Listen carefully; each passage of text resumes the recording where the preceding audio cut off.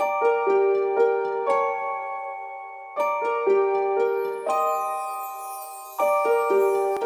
there, welcome back to our show, A Can of Bookworms. I'm Sierra. And I'm Victoria. And this week we are doing the next part of The Cruel Prince. Last week we did part 1, obviously. So, welcome back. And if you haven't heard part 1, stop now and go back and listen to part 1 first, because this will make no sense. Yeah, we'll wait.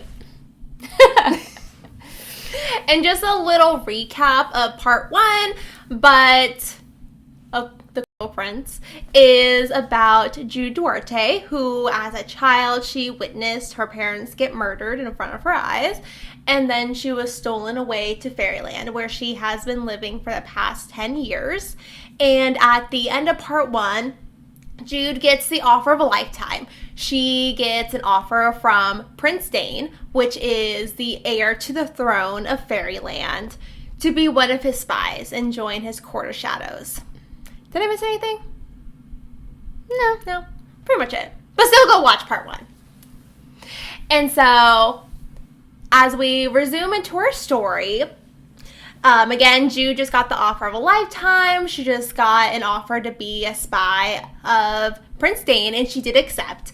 And in exchange for her service of being one of his spies, he placed on her a chess where she can't be enchanted or glamoured by fairies, but she could still be poisoned and still be drugged with fairy fruit, because as a mortal, there's nothing he can do about that. His words mean nothing against that.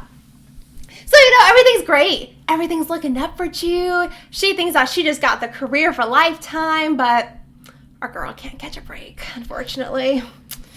And so the next day, Jude goes to class by herself. Her and Taryn got in another argument because Taryn thinks that Jude is squandering her life away by declaring Prince Carden, which is her bully, as her enemy or nemesis. And so Taryn's like, I'm not going to go to class. You can go by yourself. So Jude goes to class by herself. And that day they are learning about stars and what fallen stars mean from their Professor Noggle. And you know how when you're not paying attention in class, teachers have a sixth sense and they just know. And then they pick on you because you don't know. And so Nikasha, another one of Jude's bullies, wasn't paying attention, so the professor calls on her and she doesn't know the answer. So Jude says the correct answer under her breath. She wasn't planning on the teacher hearing, but of course, because Jude's the luckiest girl in the world, her teacher hears her. And he says, "That's correct, Jude. At least someone's paying attention to my lesson." And then Valerian chimes in, and he's like, "Why would anyone pay attention to your lesson? It's boring. This is boring." Dang. The disrespect. And then the professor calls on Carden to answer a question. And Carden flat out refuses. He just says straight up, "No." And then he's like, "Valerian's right. This class is boring. Teach something else." Is this what it's like to teach at a rich private school? Right? All these entitled little kids. Yes. Ugh. And so the teacher stops the class because the prince has just told him to teach something else. So he goes to his books and he's rummaging through his pages to see what else he can teach. He doesn't want to get sacked from his job because the prince doesn't like his lesson. He's listening to the prince? Yep. That's crazy. Yup. Why? He's like, okay, well, let me just figure something else out. I don't want to get beheaded. Dang.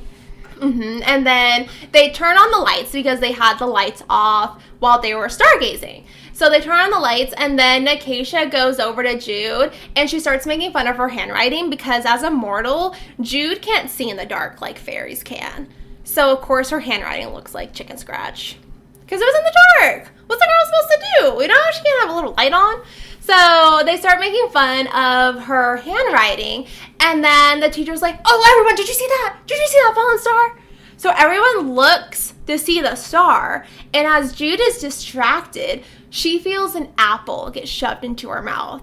And this isn't just a regular old apple. This is fairy fruit. fairy fruit that is intoxicating to humans is a drug. It's basically like a really bad drug trip, and it's also really addicting. What? Mm-hmm. Oh my God, they just like slipped her some meth. Like, exactly. What? That's crazy. At school, like, just school, like, whatever. Like, slides over the meth. I mean, if he can change the freaking professor's, like, lecture for that day, then obviously he can do whatever the heck he wants. Mm-hmm.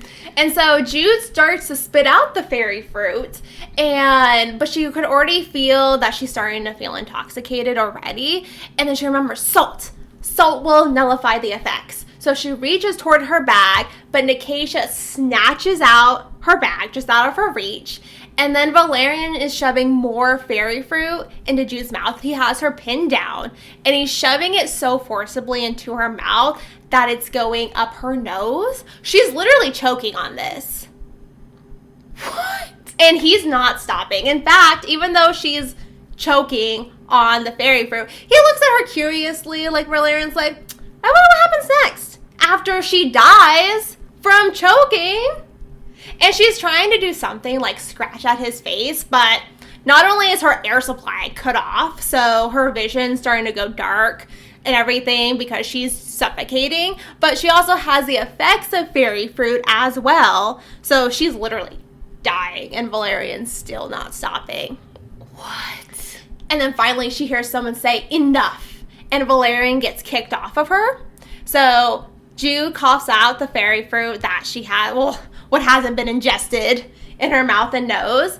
And then she looks up to see Carden glaring at Valerian. Huh. Mm-hmm. Okay, that's a plot twist I wasn't expecting. And he has Jude's salt in his hand. So Valerian says, oh, are you ruining my fun? And then Carden glares at him before laughing.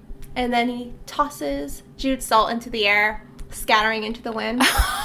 I thought for sure he was going to be on her side for once. I was like, wow, somebody's going to be... And I didn't expect to be Carter. I thought it was going to be Locke. Mm-hmm. Like, that's crazy. And Carden says, well, Valerian, if she dies, your little prank is over already, isn't it? So, yeah. So Jude, now at this point, she's totally out of her mind from the effects of fairy fruit. So Jude just starts laughing. Like, everything is funny to her. Everything is beautiful. She's like, la-di-da-da. Dang. She's like tripping on acid. That's crazy. And then finally, Professor Noggle steps in. I know, it's like, where was he this whole time? trying to find a new lesson. So he finally steps in. He says, Prince Carden, she should be taken home. And Nicasia's like, oh, but she wants to stay. Don't you, Jude? And so, of course, Jude, intoxicated and very, what's the word? Like, she's going to do whatever they say, pretty much. Do you know impressionable? Yes, impressionable. Very impressionable. Jude's like, I would like to stay. She's like, this is so fun. Why would I want to go home? Exactly. Like, so the professor, exasperated, he walks off muttering stuff about the general and foolish princes losing their heads. And then Locke and two other fairy girls from class trot right over. And the two fairy girls laid down next to Jude in the grass. And one of them's like, I've never seen a human ingest fairy fruit before.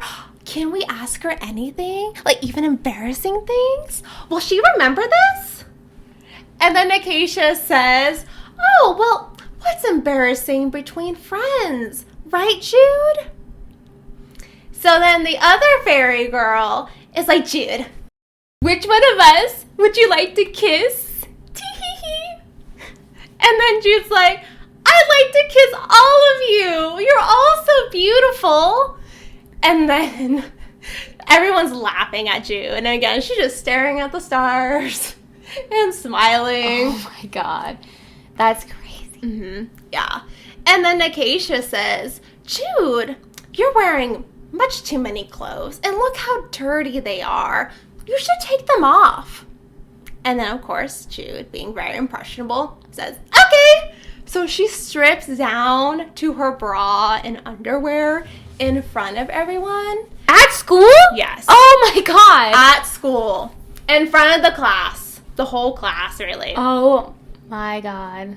And then Acacia picks up the fairy fruit that was on the ground. She holds it out to Jude. And she's like, you want some more, right? Come get it. Come lick it off my hand. But you have to crawl on your knees for it. And Jude laughs. She's like, okay. So These people are so evil. Mm-hmm. Oh my god. And so Jude starts crawling on the ground like a dog towards an Acacia. And then Cardan steps in front of her and blocks her path. No. But no, it's not. He's not stopping things. He takes off his shoe and dangles his foot in front of Jude's face. And he says, Jude says she wanted to kiss us, right? Well, I am her prince after all. She should start with me. Go ahead, kiss my foot. And tell me how much you admire me and how great I am. And Jude's about to, too. She's about to kiss his stinky ass foot. What? Ew. And then Locke finally steps in and says that he's taking Jude home. So Cardan says, oh, I see. So you like a little humiliation, but not too much? About time, though, honestly. Like, what? They already did all that stuff to her. Mm-hmm. She's already naked. Basically. Like, in her bra and panties. Like, Mm-hmm. And then Cardan takes out a little golden pin from his pocket and pricks Jude's finger with it. Ouch! And then she sticks her finger in her mouth because she just had her finger pricked. And Locke picks up a blanket, someone's random blanket, drapes it over Jude and starts leading her away. And then Jude's mind actually starts to clear because there's salt in her mortal blood. So the effects of the fairy fruit are wearing off. And then as they get further away, Jude demands, how can you stand being friends with them? Like, really? understandable question. I think I would be asking the same thing in her situation. And Locke responds, it's kind of fun hanging out with them. We can take whatever we want, do whatever we please. Like, okay. That's a great answer there. And they get close to Jude's home, and Jude tells him that she should take it from here and go the rest of the way to Maddox's home alone. And Locke tells her, I want to see you again. And Jude's like, wait, what? Like, Jude's a great time to bring that up. Like, I just had the most humiliating day of my life. Why not ask me out on a date? Like, the guy literally saw her in her bra. I mean, maybe that's why. He's like, I want to see you again, okay? Like... And, like, Jude is humiliated. She's also, like, really pissed. She's royally pissed off. But, yeah, it's like, wait, what? Why do you want to see me again? And Locke looks into her eyes and says, you're like a story that hasn't been told yet. You're interesting. I want to see that story unfold. I want to be part of that unfolding. Creepy. Like, creepy. That is so cringe. I don't know. I feel like that's creepy. Right, Liz, like, are you hitting on me? Are you not? Like, you could have just told me you thought I was cute. I mean, I just feel like with the timing, like, that's creepy. Like, if he had said it at a different time, maybe it wouldn't sound as creepy, but, like, no. Like, this is the wrong time. Yeah. And wrong time, wrong place. And he kisses her hand. Like, oh, but, yeah. Yeah, it's pretty cringy. I don't know. I'd be a bit turned off by that. Like, because again, it's like, you could just tell me I'm cute, but, like, that you want to be part of the unfolding of my story? Like, who says that? No one. Mm-hmm. No one says that. Especially after you just had the most humiliating day of your life. Like, yeah. What? And Locke bids her goodnight. And Jude goes home. And Jude was mad, of course. But her wrath is nothing compared to Maddox. Maddox is screaming. He's yelling. He's like, who did this to you, Jude? I will make them pay. Well, I mean, yeah, because for some reason they didn't put her clothes back on. He just put a blanket on top of her. Like, her clothes are probably right there. But, yeah. Mm-hmm. At least someone is upset. Thank you, right? I know. Maddox Father of the Year award. For today. Not for today. And Jude doesn't tell him, though, who did it, because she knows what happens when his temper gets the best of him. Hence her parents. And what good of it would come? What? So she's a strong girl. I'd be like, Dad, fucking murder all those bitches right now. If he didn't do that, then what? He would be charged with treason for killing a prince. And her situation, it's already not the greatest, and she's under the general's protection. Like, imagine her, like, with Matic getting thrown in jail. You're like, that's a problem for another day. Exactly. Like, me and my wrath, I know I'd be like, Dad, this is where they are, these are their names, this is their addresses, go right now. Go now. I'm coming too. And so Jude tries to play it off, and she says, I was curious, I've always heard of what they say about fairy fruit, and I just wanted to try it for myself. And then, of course, Oriana, evil, wicked stepmother, steps in, acting like all of everything she's thought of Jude has been confirmed. And she's like, Jude, you foolish child, you should know better. And then she just believes her. She's like, that sounds like something a human would do, for sure. Yep. And Maddox says, quiet, both of you. And they look at him shocked. He saw right through Jude's lie. He says, Jude, stop annoying Oriana. And Oriana, don't be so gullible. And then he looks at Jude. And he says, Jude, if you won't tell me who did this, then tell me what I can do to help you. And so Jude looks back at him and says, I want to learn more strategy, more sword fights. I want to be stronger. And Maddox looks at her so proud. He's like, yes, my child.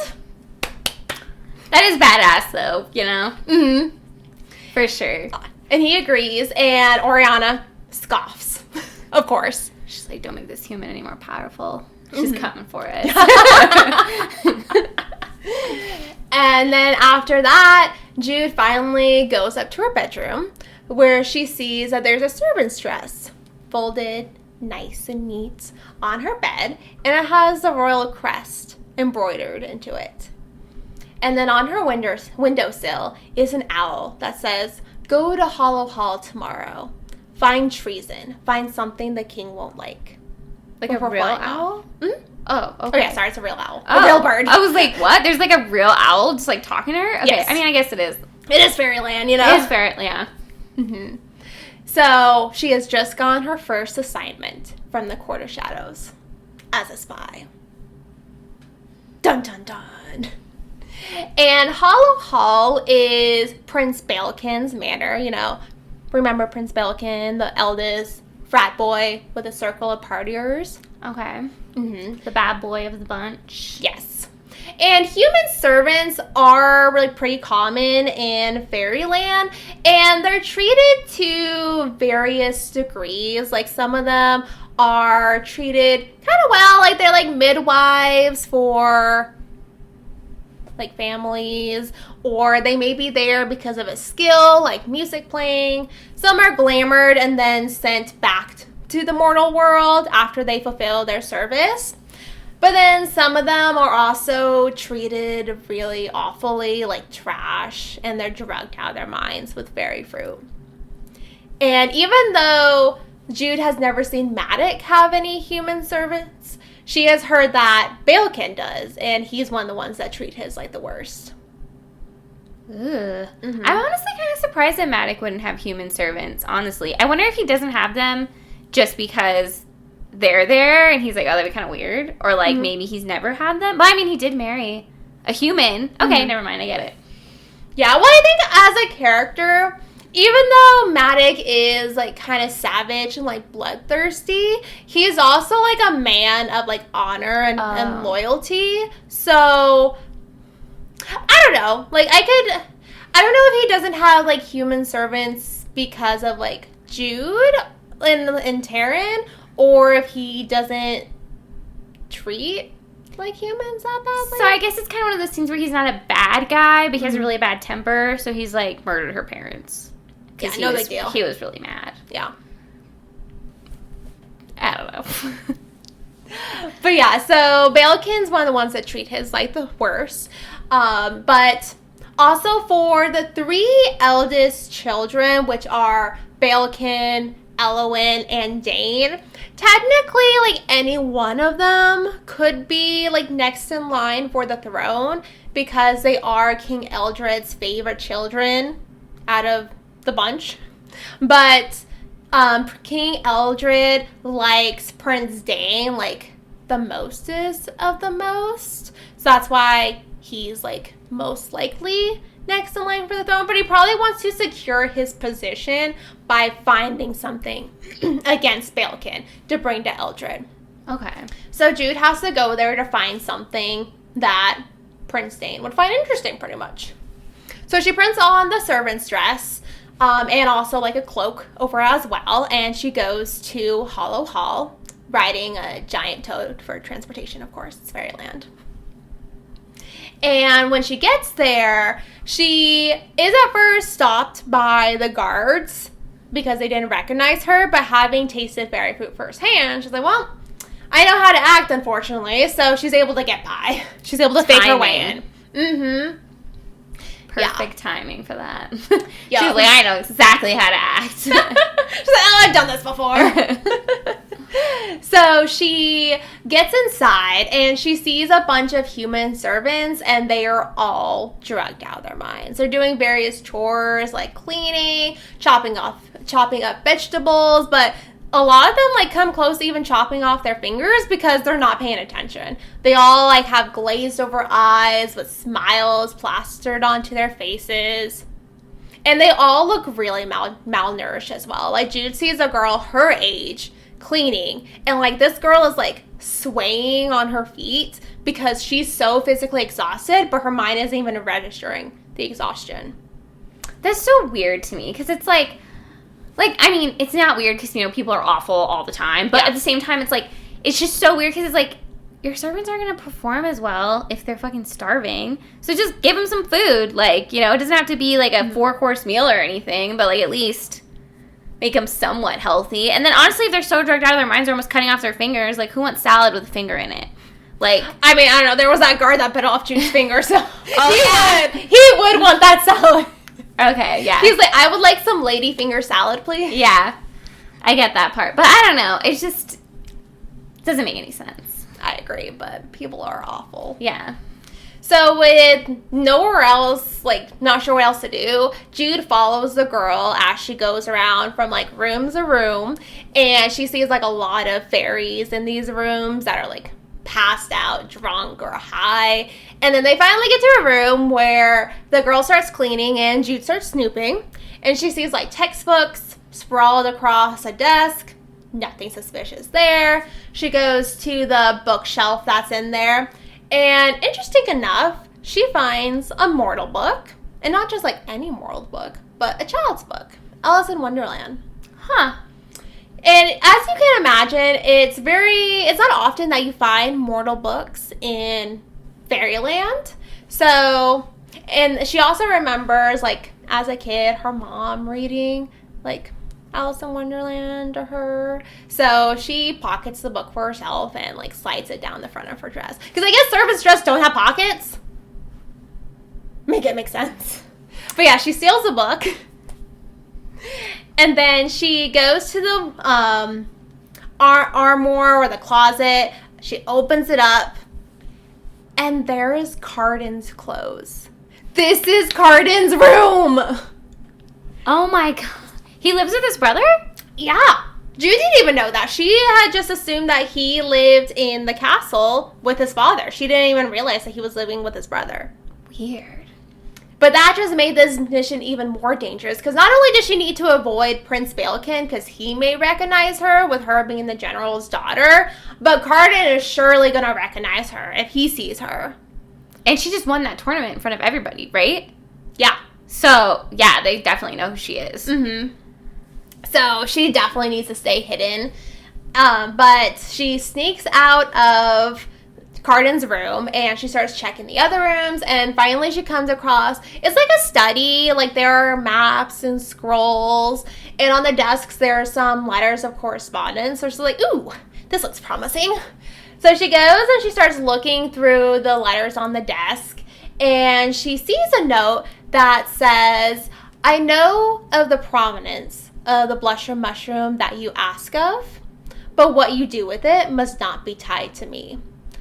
Consider this my debt paid, and let my name be stricken from your lips. Wait, so she's not in Cardan's room anymore? No, she left Cardan's room. She went. She found like a study, like office kind of room. Okay, I'm like, she find this in Cardan's room? Like, sorry. what? Okay. So she finds this letter, and it's not signed by anyone, but it's clear that it's like a feminine handwriting, you know, it's like all pretty and everything. And so blusher mushroom, it's a kind of poison, a mushroom poison, of course, but it's really deadly, even to Fae. So like small amounts of it can paralyze your body, and then like large or a normal amount will kill you. So blusher mushroom, this is suspicious. This could be what Dane is looking for. Sounds like some good evidence, for sure. Honestly, if it was me, I would have just pocketed the note, but she's using her noggin. She's like, I can't take this note because if Balekin sees that the note's gone, he'll think somebody was snooping around his stuff. Right. Honestly, again, I would have just pocketed it. I would have just taken the whole note. Same. I'm not using my noggin, I guess. So Jude takes out a piece of paper and she starts tracing it. She lays the paper over the note and she starts tracing it. Smart. Spy stuff. Yeah. But then she hears footsteps coming up the stairs to the room. So she's like, oh shit. So she pockets her note that she was tracing into her pocket. She didn't even get to finish it, but at least she got a good portion of it. And there's not a lot of places to hide in here, so she has to like force herself under like an armchair that's in the room. And so she's hiding there. She's kind of like kicking herself because now the book that she shoved down her dress is like stabbing her armpit. And she's like, figures. But then in walks Balekin, a human servant, and Prince Carden. And Prince Balekin is forcing Carden to practice his sword fight with him. So they're like practice dueling. And Carden's not very good at it. He honestly sucks, to be honest. I'm not surprised. Sounds like he just hangs out with his friends all the time and does bad boy stuff. Yeah. And so Balekin easily disarms him. And he tells him, I have tried to improve you, yet you waste your talents on thoughtless rivalries, parties, and pathetic romances. Which is honestly like really hypocritical of Balekin and his circle of partiers. Like, okay, Balekin. He's going to pass out fairies in like half of the rooms of his house. But Carden is the one that's slipping up, even though he's the teenager. Mm-hmm. Exactly.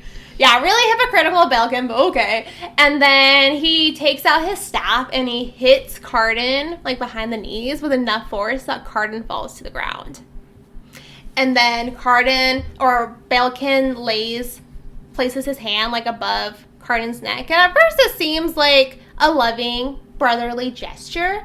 But then Jude notices that Carden is flinching and like adjusting his stance, and she realizes that Prince Balekin is holding Carden down by force with his hand on top of his neck.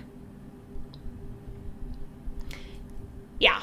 Now it's time for your punishment. And he takes off his belt and he gives it to the human servant that's there. And then Carden takes off his shirt and Jude sees that he has a lot of faded scars on his back. Oh, man. And the human servant starts lashing and beating Carden. And like after the third one, Carden actually lunges up and grabs his sword. And Jude's scared that he's going to run the servant right through. And Prince Balekin even encourages it. He's like, go on. Show me that you can make a mess. Show me you aren't weak. But Carden says, no, I'm no murderer. And then Balekin gets in his face, grabs the sword from him, and says, then take your punishment, you pathetic creature. I was not expecting to feel bad for Carden. Like, what? Honestly, though, if he does get punished by humans, it makes sense why he's so vindictive towards Taryn and Jude. Yeah. It's all coming together. And Balekin even has the audacity to tell him that he doesn't do this out of hate. He does this out of love. Love for our family. As Carden gets beat and lashed over and over by the human servant. Wow. And Jude realizes that Carden does get his cruelty from being raised by Balekin. But he's just a teenager. Imagine how bad and how awful he'll be if he becomes adult. Like staying in that household and being raised by Balekin even more. What if he becomes as cruel as Balekin is? Yeah. I mean, he already is pretty cruel, honestly. Yeah, I don't... That's crazy. That's so awful. Mm-hmm. And we're back. Sorry, guys. I had to get a quick drink of water, so... But we're back. And then, so, Jude leaves Hollow Hall, and she goes to the castle, the palace, to report her findings to Prince Dane. And honestly, it's even easier to slip into the palace as a human servant. Like, it's not a bad idea to have a human servant, or just a human as a spy, because, you know, she can pass as a human servant. If she dresses up, she can pass as, like, a human consort. Of course, and there's also the lying benefit, too. So, pretty useful, you know? And she gets to Prince Dane, and she shows him the letter. Did he see you? No. I hid and he was distracted. And Prince Dane rings a servant's bell and he starts studying the letter. And then a green goblin shows up to Prince Dane's room. And he introduces himself to Jude as the Roach. Jude looks at him. She says, "So do I give you my real name or do I have to come up with a cool nickname too?" "I am here to introduce you to the rest of the Court of Shadows. And don't worry about the nickname. We'll pick one out for you. Do you think anyone would choose to be called the Roach?" Fair point. So Jude's like, great. She's like, what am I going to be? This spider or something? Yeah. And the Roach says, I could see how that'd be pretty useful, being able to say not what you mean. And then Prince Dane interrupts them and says that Balekin has been corresponding with Queen Orla of the Undersea Court. He recognized handwriting. Wow. So they discuss how Prince Balekin is maybe trying to poison Dane before the coronation. What could he be using the blusher mushroom for? So they start thinking about different hypothetical ways. But then the Roach and Jude get up to go meet the rest of the Court of Shadows. And before they do, Prince Dane places an enchantment upon Jude and tells her that she cannot tell anyone of her missions, of the Court of Shadows, of the Roach, of her working for Prince Dane, any of their, discussions, nada, nothing. I'm surprised he didn't do that already. Right. You think he would have done that day one, but... I guess it was an afterthought. He's like, oh yeah, you can't tell anyone. Yeah. By the way, this is a secret. And then he also tells Jude if she knows of Mithridatism. And he tells her that she should look into it. Not as a command, but just a suggestion. So Jude and the Roach leave, and the Roach leads her through some secret passageways under the palace. Pretty cool. Secret tunnels. Secret tunnels. And then he leads them to the Court of Shadows lair, where he introduces her to the rest of the Court of Shadows. Wow, just people. One mission, and they're just like, oh, here's our secret lair, here's all the members, I guess technically they could just murder her, but that's a lot of trust. Yeah. But I guess she is a teenager, so it's what alliances could she have at this age besides Matt? Who would believe her too? Yeah, that's true. Well, also Prince Dane just told her she can't tell anyone, so yeah, and she's bound by magic not to. Yeah, but there's only 2 other members. Well, so there's four people now in the Court of Shadows, including Jude. Okay. So one of them is the Ghost. He's called the Ghost, and he is a handsome fae. But Jude notices that he looks to be at least half human because his ears aren't as sharp, and he's basically the sniper assassin of the group. Cool. And then as Jude gets introduced to the other member of the Court of Shadows, she actually recognizes her. Do you remember in the revel at the beginning where she noticed the little pixie girl with the curly that was stealing, pickpocketing? That stole from the ogre? It's her! Makes sense. Yes. And so she gets introduced to herself. She's like, I'm the bomb. I like blowing things up. The bomb? The bomb. Oh, okay. I thought you said the bum. I was like, what? I know, it's even worse nickname than the Roach. Huh? Yeah. There's the roach. There's the bum. She's the bomb, yes. And Jude introduces herself as Jude. No cool nickname for her yet. And the bomb goes up. The bomb. B-O-M-B. Got it. Goes up to Jude and says, time to initiate her. And Jude readies herself. What are they going to do? Are they going to test her skills? Are they going to brand her? Are they going to torture her? So she gets ready. And then the bomb starts laughing. And the roach gives the bomb a playful shove. And then the ghost looks at Jude kind of like, I'm sorry, girl. And he tells Jude that Prince Dane says you're part of the Court of Shadows, so you are. Try not to disappoint us too much, and we'll have your back. Wow. Yeah. Nice people. Yeah. Wow. The assassin and the bomb and the ghost are the nice guys. Who would have thought? Mm-hmm. Who would have thought that the Court of Shadows would be the nice people? Okay. Those are the first nice people that she's met so far, I feel like. Yeah. And it's rare for Jude to not be, treated terribly by people. To be treated like a normal human being. And so they start talking about, Jude's training schedule. And unfortunately, Jude honestly doesn't have a lot of time because she's going to school. She can't, be skipping classes or even skipping family dinners because somebody's going to think something's up. Jude, where you been at? So basically, she can only train with them and, do missions at night when she's supposed to be sleeping. Or I guess technically in the morning, really early in the morning because, they're nocturnal. And they agree to it, but Jude feels silly to have, such a childish problem. Sorry, guys, I can only be an assassin as an extracurricular activity, Yeah. And then the roach leads Jude back out of the tunnels. She goes back to her giant toad, and she changes back into her normal clothes that she packed with her. Oh, and also Jude skips class for all of this that day. I forgot to mention that she skipped class. Well, Taryn skipped class the other day for no reason. Exactly. So. And also after the previous class with the fairy fruit, why would she want to go back? Yeah, I'd rather do a secret spy mission too. Mm-hmm. So she arrives back home on the giant toad, and she sees Vivi, Taryn, Oak, all playing around in the front yard, and Locke, of all people. Yeah, she's very surprised. So Locke, the Oak runs up to her and he's like, chase me. And she hugs him before he scrambles out of her arms. Let go of me. I don't want affection. I want to play. And Oak runs off before Vivi starts chasing him again. And Locke walks up to Jude. He says, hey there, where have you been?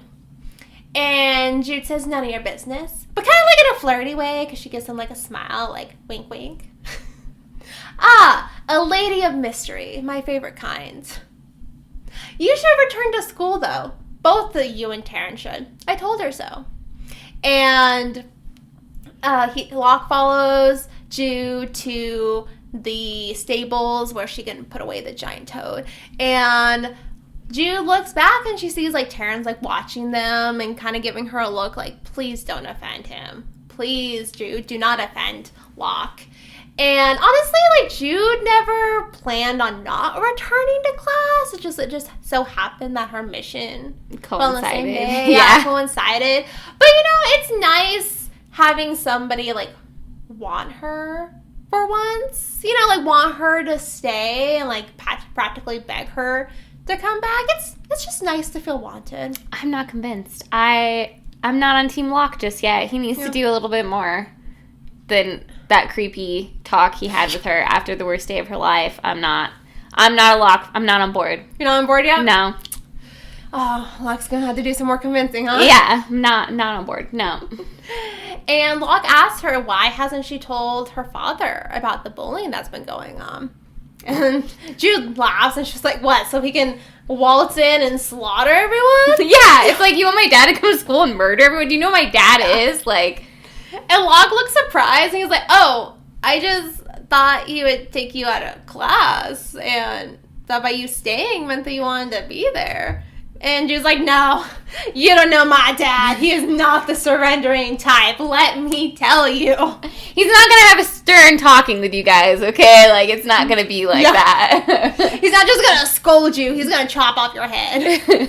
and, like, put it on a stake in his front door, like, sorry, no. Mm-hmm. And dip his cap in your blood. Exactly. And then Locke pulls Jude in.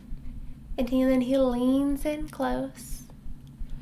And then, Jude, where are you? Are you in the stables? We hear Taryn calling out.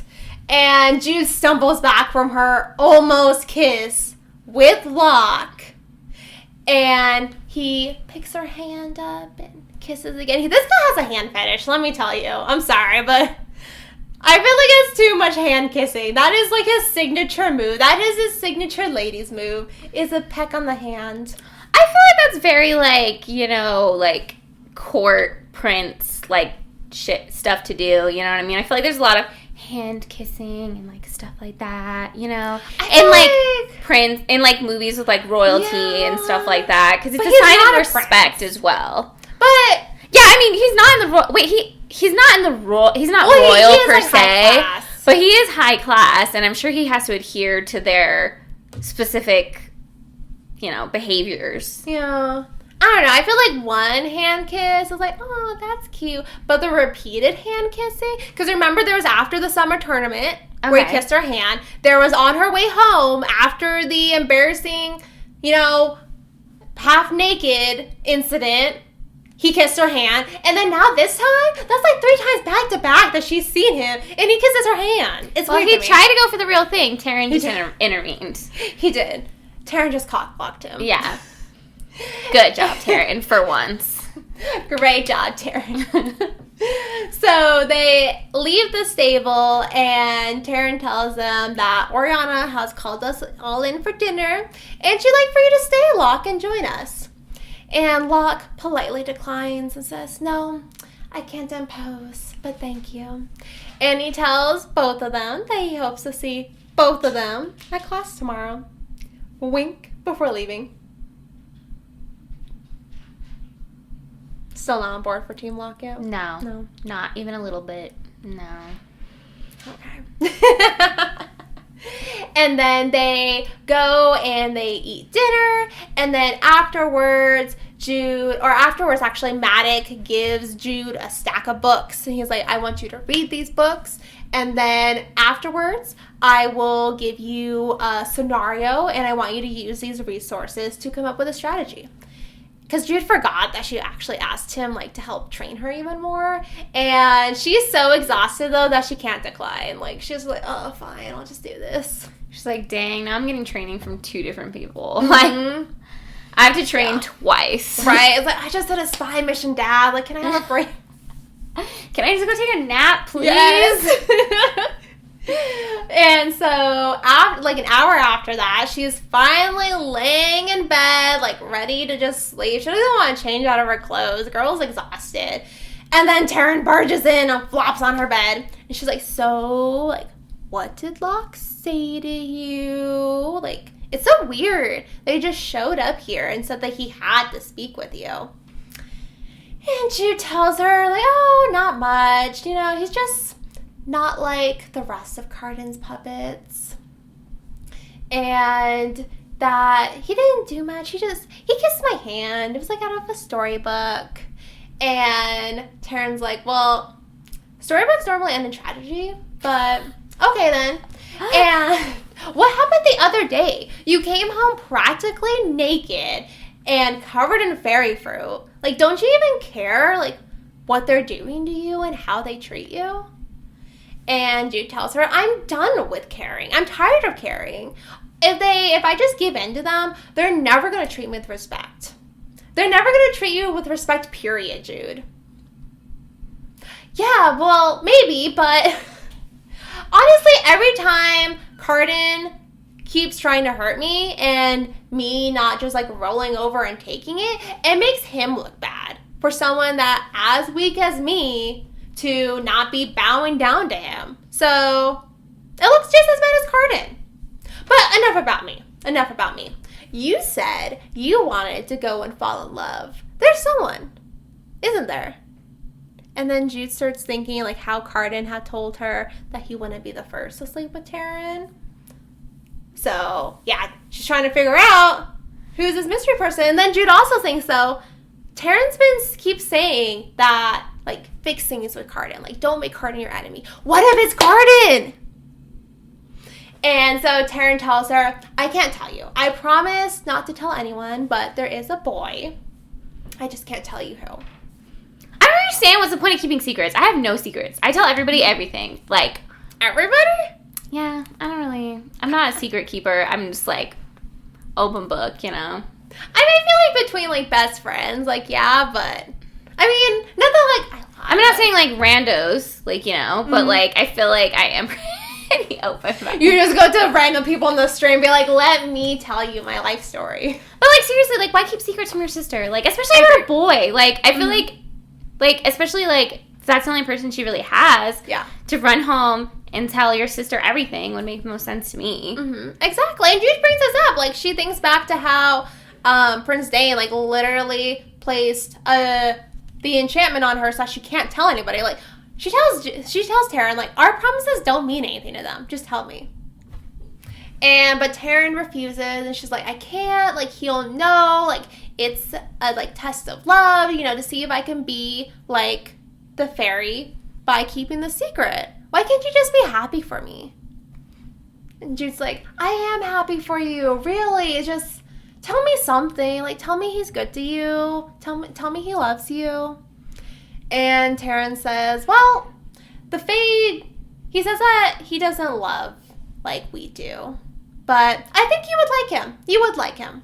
That's something, right?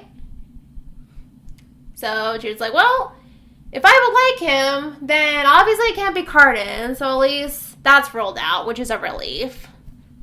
And Taryn tells her that at Prince Dane's coronation, he's going to ask for her hand in marriage from Matic, and everything will change. She just wants things to be better for them, both of them.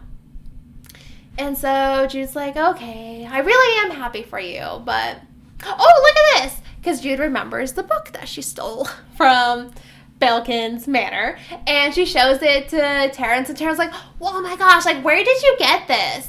And Jude tells her she found it. And just as a test, she tries to say spying for Prince Dane. But automatically her mouth locks up. And she can't say that part. And honestly, she hates, like, the feeling of being controlled. But at the same time, it is a small price to pay for what Dane has given her.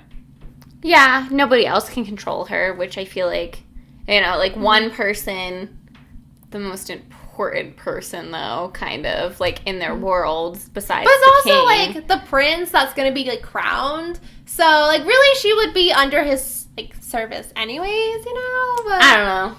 I don't like being controlled by no man.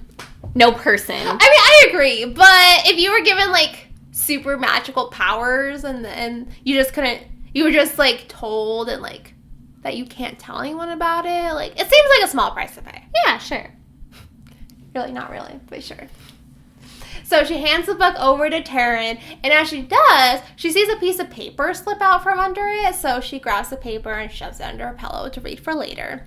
And Taryn starts reading her passageways from Alice in Wonderland, and Jude falls asleep, and she wakes up hours later by herself, and she remembers the note that fell out of the book. So she opens it up, and she recognizes Cardan's, like, angry and frustrated handwriting, where he was, like, writing so hard that, like, the pen practically, like, poked through the paper. And there's one word on there. Jude. Her name. Jude. What? Jude. Over and over.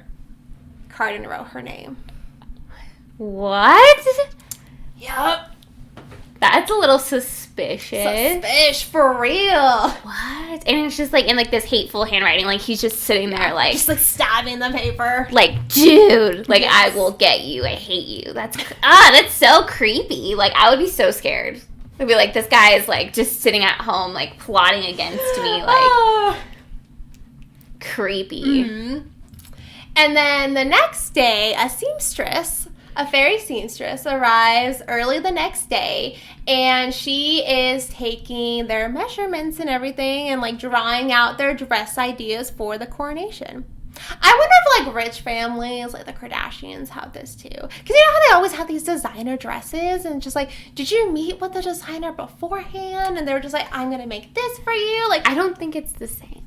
Like, they're sitting with, like, Donatella Versace. I mean, are they dead? I think they're dead. I don't know. They're sitting down with, like, the best of the best, you know? And, like, yeah. Or stealing Marilyn Monroe's dress, you know?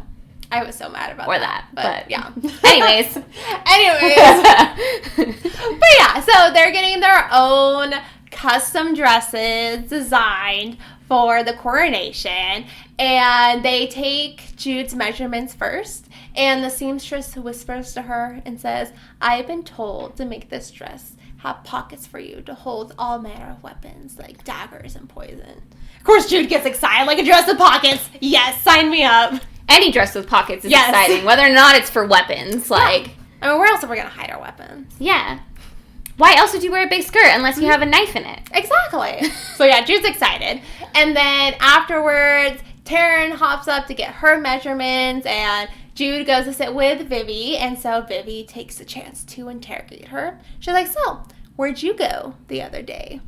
She's talking about when Jude went to Belkin's Manor in secret, and Jude tells her, nowhere really.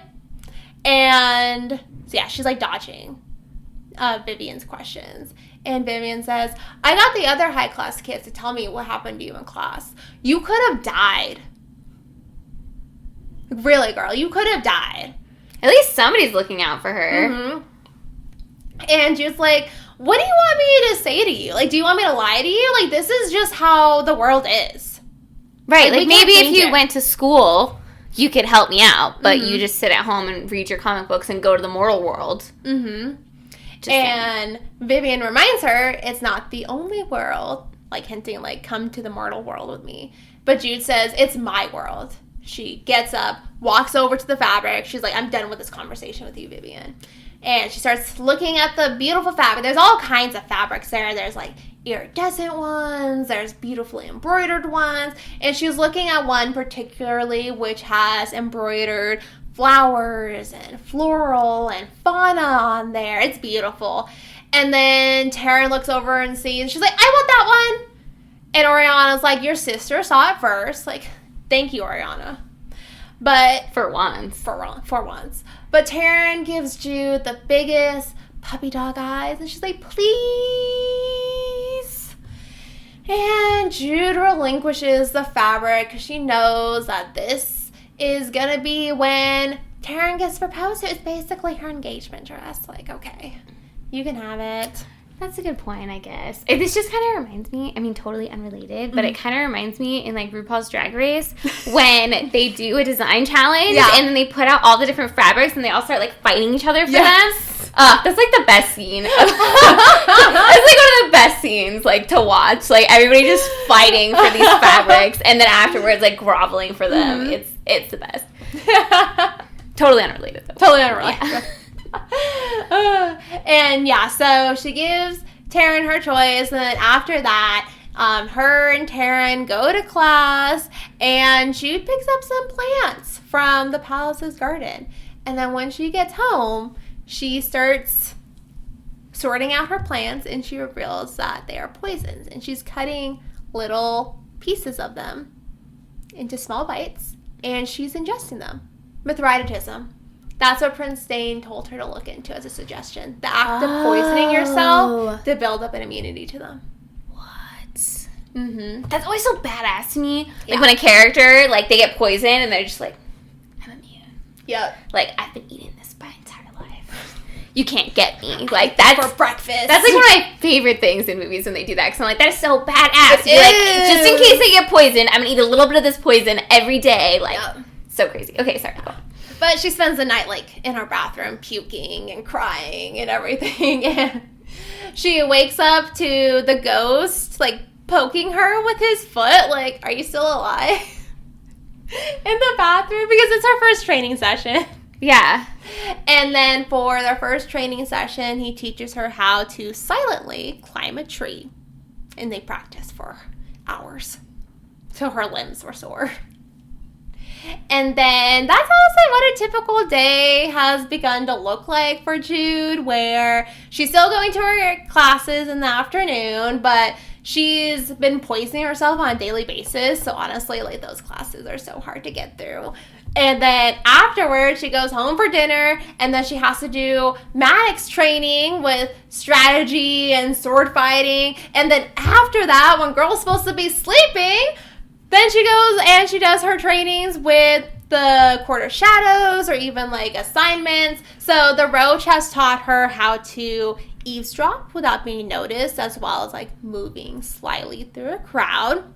The Bomb has told her the weak points on buildings as well as pressure points on a body. And the Ghost has taught her how to like to hang from rafters and like shoot your crossbow. Again, he's like the sniper of the group. So he's been teaching her sniper stuff. And then the girl gets like a wink of sleep, a minute and a half of sleep. She wakes up and does it all over again. Sounds terrible. Doesn't it? I love sleep. Like, same. Don't ask me to go anywhere unless I've been 8 hours. Mm-hmm. 8 hours of sleep. Yeah.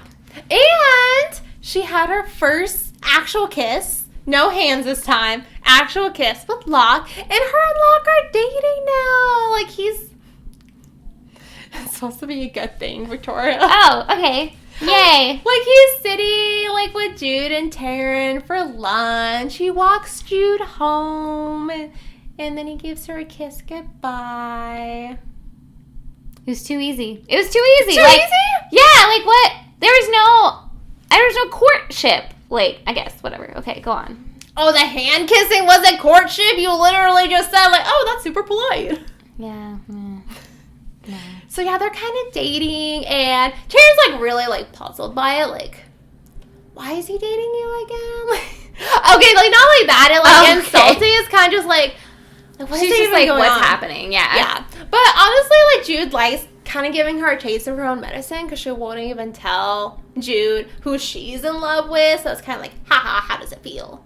And there hasn't been any more bullying incidents, but it's more just like a stalemate where it's kind of like who's going to make the first move sort of thing. But yeah, there hasn't been any bullying incidents. And then after, so they have a lesson, a class in a tower. And Jude's so exhausted at this point. Again, she's not getting any sleep. So she has been falling asleep a lot, like basically almost standing up. And so she fell asleep during class. And she wakes up sprawled on the ground, like totally disorientated. She like reaches for her dagger because she's like, where am I? What's going on? And then she realizes that she fell asleep during class. And Valerian is standing over her. So he pushed her out of her chair. But she noticed that all of her classmates are gone, like even Taryn. And she hears them like outside. Like they had a break for lunch and she's like, where is Taryn? Like, what kind of sister does that? Right? Don't just wake up your like what? But Valerian reminds her that Taryn promised not to help Jude with words or deed. Remember with the Nixie River, how she made the promise to Carden? Oh, and is that about my magic too? Then it doesn't count. Sorry. That does not count. But you have to stick up for your sister. Like, what? Especially against all these evil little fairy children. Like, yeah, girl left her. And then Valerian holds up Jude's Rowan Bear necklace. He literally cut it off her while she was asleep. He doesn't know that she doesn't really need it. He doesn't know. But he looks at Jude. And he tells her, with glamour in his words, I want you to call down from this tower to Carden and tell him that you lose and he wins. And then I want you to jump off this tower. He just tried to murder her! Like, she didn't have her Rowan Berry enchantment necklace on. He literally just tried to murder her. If it wasn't for Prince Stain's Jess, she would have jumped off that tower and self-exited. What happens? Yeah. So, the end. Book's over. So Jude is shaken up. Like, he really just tried to murder her, but she's trying not to look scared. So she's like, no thanks, I'll take the stairs instead. So she tries to walk by him, and Valerian shoves her up against the wall, and he's like, why aren't you doing what I said? How is this happening? And Jude looks at him and she says, you had 2 chances to kill me, and you wasted them. Good luck getting a third. And again, she tries to make her way past him, but he shoves her again, and he tells her that mortals are an awful species. You guys are just born to breed and die. Being born as a mortal is basically the same thing as dying. And then he starts choking Jude. He has her up against the wall. He's choking her. Nobody is there. And so with nothing else to do, she grabs her iron dagger from her pocket and she plunges it into his side. Not enough to kill him, like right below the ribs. And she actually like thinks of like Maddox's teaching and how like he would be, if he was there, he would like drive up the knife, like make it a deadly one. But this is a child of a high-class fae, and she's just immortal. Like, even though this is self-defense, she can't just kill the kid, because she would get in trouble for it. Honestly, even doing that, I'm so, like, oh yeah, that's pretty serious. So yeah, she stabs him, and he finally releases her as he gets on the ground, like in pain, and then she like makes a run for it. So she's going down the stairs, and Taryn runs into her. She's like, Jude, what happened? Bitch, you left me. That's what happened. Yeah. So Jude tells her, we gotta go. And she's like wiping her knife off on her tunic. And they get outside, and Cardin's out there in the grass, and he sees that she has blood on her. He's like, oh, you seem to have cut yourself. And Jude readies her dagger, and she's like, and I cut you too. Because she thinks that Cardin. She's on a roll. Yes. And then Taryn goes and gets Locke before anything else can escalate. And Locke strolls over, puts an arm around Jude. It's like, we're leaving. Just carelessly, you know. So he leads Jude into the woods, and Jude tells him, Cardin just tried to kill me, and I had to stab him in self-defense. And Valerian? Sorry, Valerian. Okay. Valerian just tried to kill me, but Cardin probably ordered Valerian to do it. And Jude, or Locke actually disagrees with her that Cardin probably didn't even know about it. He says, he likes to act like our leader, but he's really not. Like, Nicatia likes power, I like dramatics, and Valerian likes violence. And he gives us all 3, or at least a reason to have all 3. What do you mean you like dramatics? I like stories, and I like to watch stories unfold. Again, that weird line that he says. But Jude realizes that they're not walking in the direction of Maddox's estate anymore. Where are we going? To my home. And Locke leads her to his house. And it's smaller than Maddox and less fortified, but it's beautiful. Like, it has these really tall spires and towers, and there's like ivy and plants growing over it. It's really beautiful. And he leads her inside, and he says he wants to show her something. Wink, wink. No, just kidding. Get your mind out the gutter. I was like, really? Right now? Oh my God. Right now, right here. Holy. Wow. And so he leads her up a spiral staircase and it's going higher and higher. And then they get to like a really tiny door, like half their size, and they climb through it. And Jude sees the most breathtaking view. It's like at the toppest of the towers of Locke's estate, and they could see everything. She could see Maddox's estate, like they're overlooking all of the trees. She can even see like the ocean and the mortal world land even farther. And so they're admiring it, and Jude asks him, have you ever been to the mortal land? And Locke says, once. My mother took me when I was a child. Weird. She said that our world would grow stagnant without yours.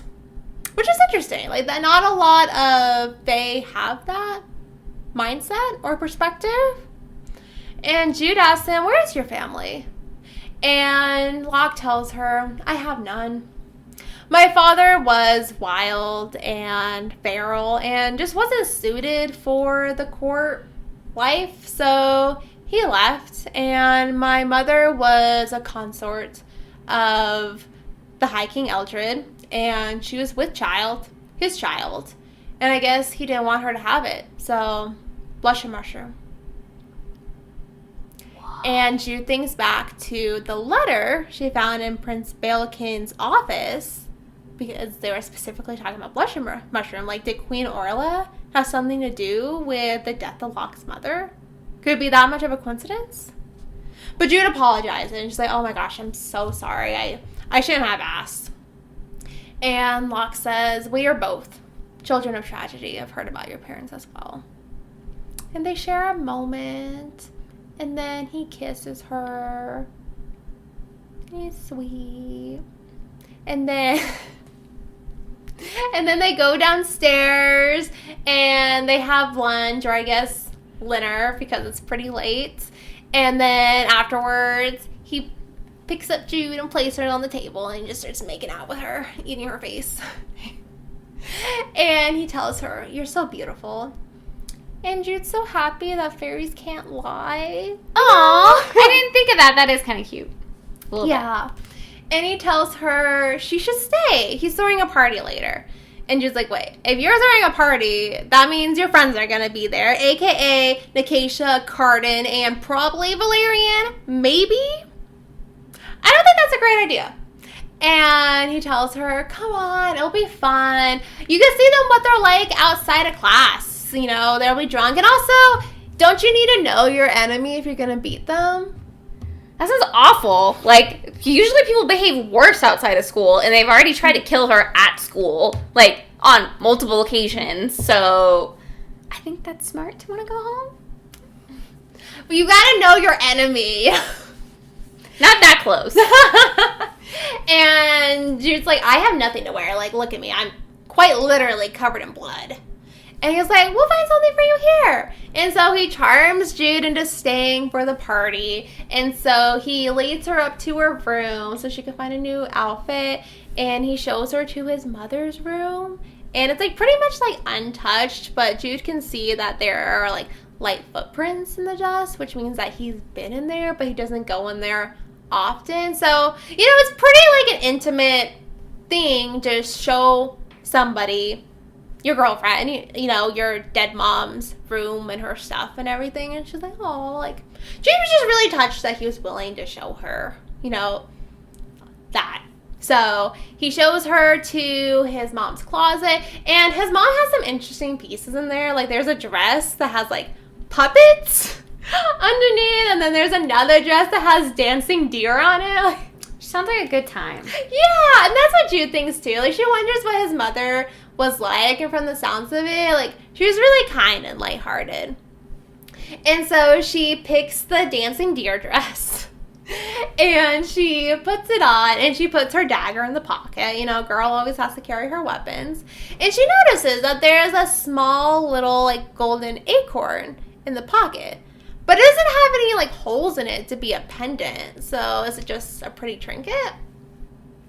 And then they end up going outside to the party, where the party is starting. And Jude and Locke leaves to go get Jude a drink. And Jude sees Carden in the grass, drinking, getting drunk. And there are, like, two girls with him. And, like, one of them starts, like, making out with him. And Locke brings Jude her drink bag. And it's so strong that she, like, chokes on it when she takes a sip. And then Carden looks at Locke, and he, like, stares at her while he's making out with another girl. So Jude looks away, and she's embarrassed. She's like, wait, why am I feeling embarrassed? He's the one making a fool of himself. But then Nicatia walks up to her as well. She's like, oh, look, one of the circle of worms has decided to grace us with her presence. But which one of you are you? So Jude looks at her. She's like, the one you don't like. And I would have played along. I would have been like, why am I going to tell you? Yeah. You got to figure it out. And then I'd be like, why would my sister be here? Well, Nicatia responds to her, and she's like, oh, you'd be surprised how some of us feel about the both of you. But before Jude can respond, Locke leads her away, and they, like, lay down on a blanket, and then they just have a good time. They enjoy the party. They kiss and everything. And then the next day, Jude wakes up in Locke's bed. I know what you're thinking. They did not do the do. Don't worry. They did do a lot of making out the night before, though, for sure. But they did not do the do. And Jude sneaks out of Locke's bed, like being careful not to wake him up. And she goes upstairs to replace Locke's mom's dress and change back into her clothes. And she does decide to keep the golden acorn. I mean, Locke did tell her the night before she can borrow anything she wanted, and she just wants something to remember the nights. Like, she remembers, like, running around in the grass with Locke, laughing, just being a normal teenager for once. And she just wants, a memento to remember it by. I don't know, a dead mom memento, though? I don't know. Whatever. Just saying. Why not make it morbid? Just saying, like, maybe take, like, a what flower or something. I don't know. A flower that dies? Hey, those things last a long time, okay? If you, like, compress them, So she decides to take the acorn, and then she's going to leave, but then she has to go through the dining room, and who is sitting there? Nikesha. Oh. Eating an apple for breakfast. And even though, they didn't do, like, the bomb chicka wah wah, but it's still, like, awkward to... It's basically doing the walk of shame. You just left a guy's bedroom and you run into his ex-girlfriend. Oh, I didn't know that was his ex-girlfriend. Oh, okay, so when they were, like, starting to date, Jude had overheard a conversation where Nikesha was telling Locke, she was like, what you're doing would make Carden angry, hanging out with her. And Locke had responded, oh, what would make him angrier? That you left him for me, or that I left you for a mortal girl? And Jude was like, but she wasn't using the skills that the roach taught her for eavesdropping, and Nikesha noticed her listening, and she's like, don't listen to his sweet nothings, you little mouse. Rookie mistake. Mm-hmm. Rookie mistake. I'm a really good eavesdropper. Are you? Yeah. I eavesdrop on everybody. It's so much fun. Like, to be at, like, a restaurant and just, like, hear random people's conversations, hilarious. I do it all the time. Are you also a spy? Yeah. Can you tell me? Of course. So, yeah, they used to date. And Nikesha's like, your hair looks like a bird's nest. And honestly, she's not wrong. Like, Jude looks in a mirror because she had her hair up in a braid, like, one of the braids that go around your head. And she's like, oh, yeah, my hair does look really messy. So she starts to undo her braid and, like, fix her hair. And Nikesha's almost, like, absentmindedly, like, talking to herself. And she's like, my mother and his brother thought that we were going to be married. It was going to be the perfect alliance. And Jude's like, Carden? Locke? Who are you talking about? And Nikesha's like, Locke. Or no, sorry, I'm getting my names mixed up. She says, Carden, obviously. You dumb bitch. I'm just kidding. Well, I mean, he is the prince. Mm-hmm. So alliance-wise, that would make the most sense. Yeah. She was like, Carden, obviously. But he ruins things. He likes to ruin things. That's what he does. And Jude's like, well, yeah, that does sound like Carden. But she doesn't say anything. And so she leaves Nikesha to her own musing. And she's like, Locke's still asleep. I'm gonna head out. Bye. And then Jude goes to class where Taryn and Carden are already, like, there for class. And they have a new teacher this time. She is a knight named Dulcamara. And she is actually from the court of termites. So there's lots of different courts in Fairyland. And there are some courts that have not pledged their allegiance to the crown, but most of them are, like, smaller courts. That's kind of like, that's not a big deal. But the court of termites is actually a strong and formidable court. Like, they hold their own even against Maddox forces, which is really impressive. And rumor has it that their king, Lord Roybin, he is actually going to pledge his allegiance this time to Prince Dane, despite going against Maddox's wishes. And yeah, so rumor has it is that the court of termites is actually going to align with the throne for once. And Dulcamara is talking about the crown and how, you need the two descendants to pass it down, blah, blah, blah, blah. And Jude asks, well, what if someone tries to steal the crown? Dulcamara says, interesting question. Technically, the crown will not allow itself to be placed on the head of anyone but Mab's descendants, but her line has been fruitful, so it is possible to do it to descendants. But the crown's curse is another matter. If you kill the wearer of the crown enacts a curse that kills the killer. Huh. Yeah. Interesting. Cool. Also, hearing about how formidable, the court of Termines is, Dulcamara, she looks the part. She looks like she would break someone in half and eat them for breakfast on a good day. Drew's thinking, Carnan's probably not going to object to this lesson because she will probably kill him. Yeah. Yeah. He's not going to get away with the stuff he does with the other teachers. Mm-hmm. Yes. And then after class, Jude and Taryn are heading home, and Taryn's like, so spill the beans. Where were you last night? No one knew you were gone except Tatterfell, which is thanks to me, by the way. And I had to bribe her with one of your rings, I may add. So tell me, where'd you go? What'd you do? And Jude tells her, oh, it was nothing. It was just a party at Locke's, and nothing happened. All we did was kiss.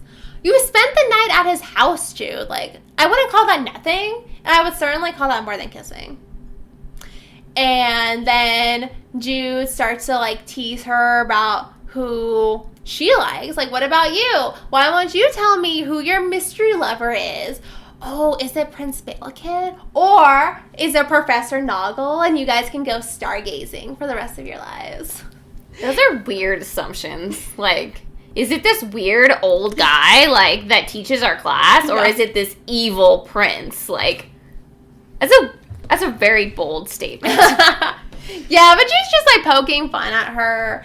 And then Taryn asks her, do you really really like Locke? Like Locke? And she tells her, of course. I wouldn't have spent the night at his house otherwise. She's like, he's my boyfriend. What's your point? Exactly. And so they get home, and Jude finds a letter from Maddox that he won't be home that night for any lessons. So Jude with nothing better to do, she goes up to Taryn's room hey, sister, let's hang out. But Taryn's already gone. Taryn must have snuck out to see her mystery lover already 2.5 seconds after they walked through the door. After she just gave her all that shit, too. Yeah. She was like, why aren't you better at it like me? Probably. So this is how you sneak out. And so Jude goes and lays down in her bed, and she takes out the acorn, and she's looking at it, reminiscing about the night before. And then she notices that there are lines on the acorn, as if maybe it could open. So she tries prying it open, but it's still not opening. And then she turns it over, and she sees that there's a tiny little hole at the bottom of it. So she rummages through her drawer before she finds a pin, and she sticks the pin in there, and the acorn opens up, kind of like the egg from Harry Potter, the mermaid egg was woo. Yeah. And she sees a tiny little golden bird on the inside, and the bird starts talking, and it says, my dearest friend, these are the last words of Loriope. I have 3 golden birds to scatter, 3 attempts to get one into your hand. I am too far gone for any antidote. So, if you hear this, I leave you with the burden of my secrets and the last wish of my heart. Protect him. Take him far from the dangers of this court. Keep him safe, and never, ever tell him the truth of what happened to me.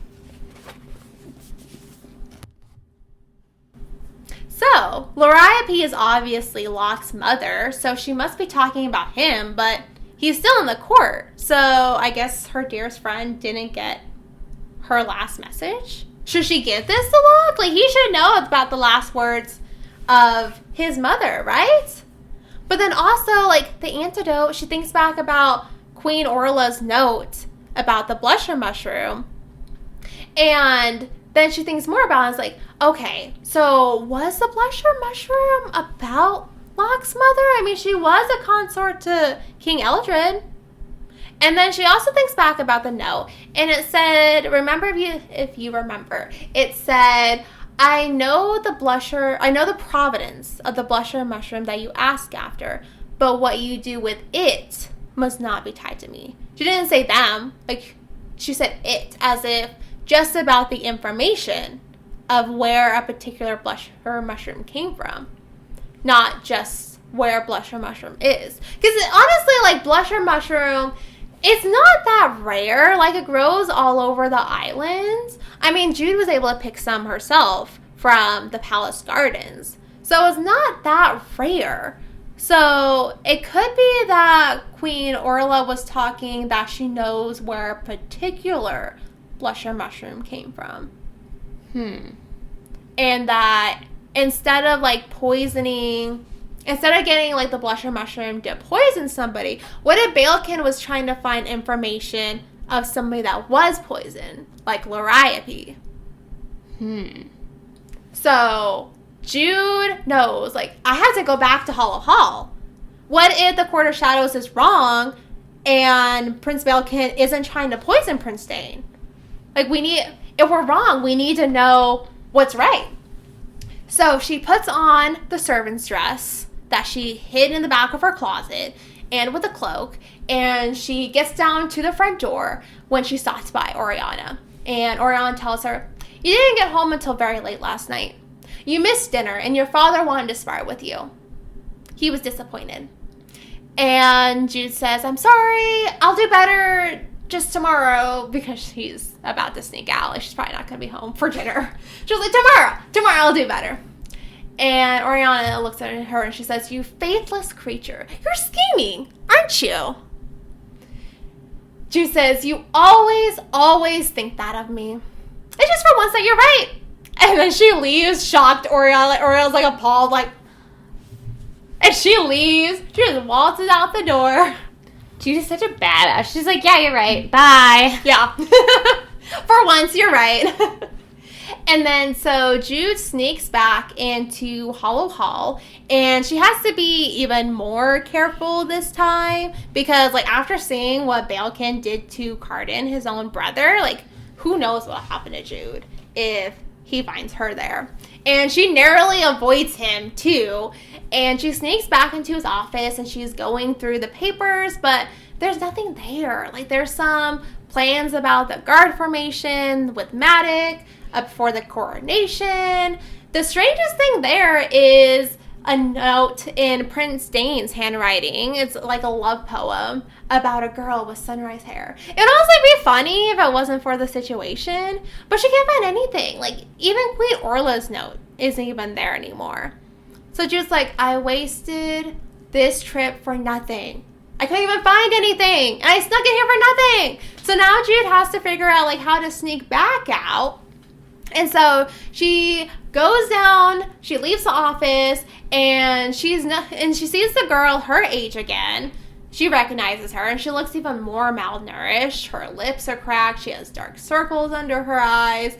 And so Jude makes a decision, a stupid one. But she decides then and there she's going to save this girl. And so she holds out a handful of salt to the girl and says, eat it. And the girl's like, no. That's forbidden. No. And so Jude forces her hand over this girl's mouth, and she's like holding her down, trying to get her to eat this salt. And the girl's like kicking and everything until finally she like stops struggling. And the girl's like looking aware, and she's like looking around like, where am I? And Jude asks her name. The girl like shakes her head, and she's like, you must tell me your name. You must remember it. Girl's like, Sophie. And she tells Sophie, I'm going to get you out of here, but you need to listen to me and you need to do what I say. So they start to walk out, but then they're stopped by two guards, especially because this girl is like literally like looking around like having a mental breakdown. Yes. Like, I don't know, that was a stupid decision? A poor plan. Yes. And Jude is able to lie her way through, and she says that Prince Carden has requested for them. And the guards are like, okay, but tell Prince Carden he has to return the human servants this time. And so they walk out, and then they see Carden riding up on horseback with Acacia. With Acacia? Oh my! So Drew's like, oh shit. And then fortunately, they start walking toward the forest, and Carden doesn't pursue them. So he must not have recognized Jude. He thinks that they're just normal human servants going out to get firewood or pick berries, as human servants do.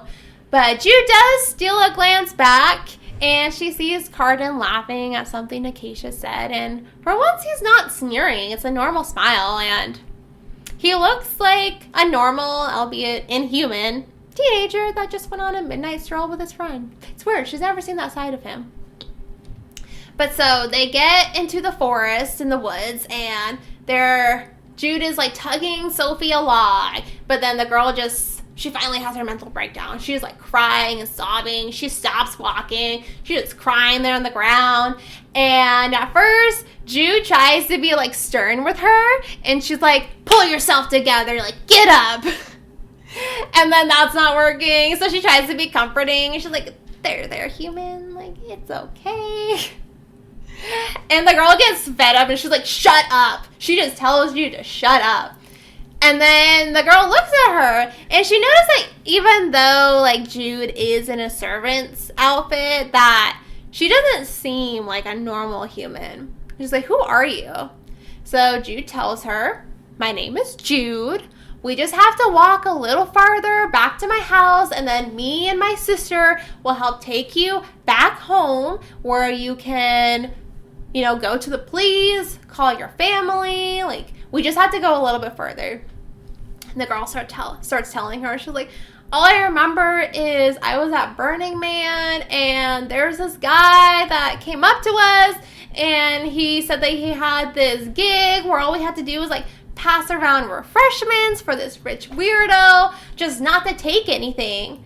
And Jude realizes that's probably how she got like tricked, because she probably would have laughed at like the don't take anything part, and then the guy would have smiled, made it seem like a joke, and then one stolen shrimp puff later, she's serving humans and drugged.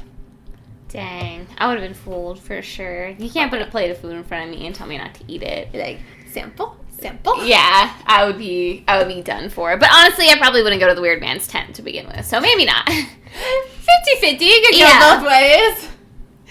And so she convinces Sophie to get up and to keep going, walk just a little further, but Sophie's like begging her, like, please just tell me this is all a dream. I don't think I can go on if I know that this is real. I mean, I can't blame her, like, to wake up after who knows how many like years she had been there, like how long that she'd been there, being like misused and abused. Who knows what happened behind the closed doors at that manor, because already like we see that the servants aren't treated well. Like it could be even worse behind closed doors.